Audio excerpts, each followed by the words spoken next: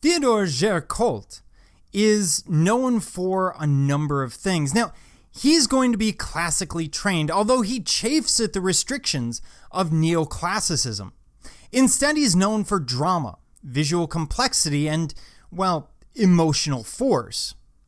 It's enough to lose your head over. But getting past that really horrible pun, let's talk about his raft of the Medusa. Now, let's get to the story first. The French ship, the Medusa, had run aground, and 150 of the remaining passengers would build a raft, staying afloat for 12 days, by which time there are only 15 survivors. So, finally, these 15 will be rescued by a passing ship. Here, the artist sought to capture the horror of the event while still invoking the scale and grandeur of history painting. So, we have 150 people to start, and then we have 15 people at the end. Of course, people are dying probably primarily of dehydration, maybe injuries, maybe starvation, but mostly dehydration under the circumstances. And so we have a lot of people dying. We have a depiction of human suffering. Another thing that is really hard to depict and is right up the romantics alley. So, in preparing for the piece, he sought to capture the horror of the event. So he visited hospitals to study the dead and dying, and does these studies of the dead and dying. So he understands how they would look. The bodies on the raft are jumbled. This is hardly the highly organized composition of the neoclassical, but gets at the psychology of the time. If you're on that raft, there's a lot going on around you. Everyone's going to react differently. And so things will be jumbled. There will be bodies that are on the raft. There are bodies off the raft. Things are going to be happening. For example, we have a father here who is holding his son's body, probably hoping that on rescue he can properly dispose of it.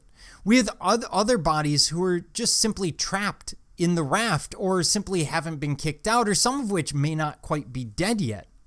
We have people with hope and people with nothing but despair and death on their mind.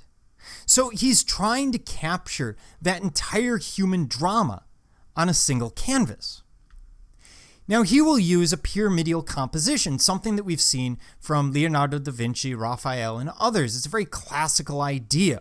It creates a very stable composition, and it's very useful here to organize all of this information. With all of those jumbled bodies, if there's no overarching organization, it's very difficult for us to move through visually. When we look at the dead, of course, they look the part, such as the figure here. And he's using those studies of the dead and dying in creating this piece. So we can tell that this man has just recently died, as opposed to someone who might have been dead for a much longer time. Then we have the black survivor. And this is a statement on slavery, because in 1815, we see slavery abolished in France. We see most of slavery abolished in France. It will become effective in 1826. So this painting being created in 1818, just after the abolition, but before we get to the law has been passed that slavery will be abolished, but they haven't gotten to that point of actually abolishing it. He's empowering this woman, this single black figure on the raft, and she's taking on a very important role. She's the top of the pyramid. She's incredibly important. We have to focus on her. She must play an important role, or you don't put her at the top of the pyramid.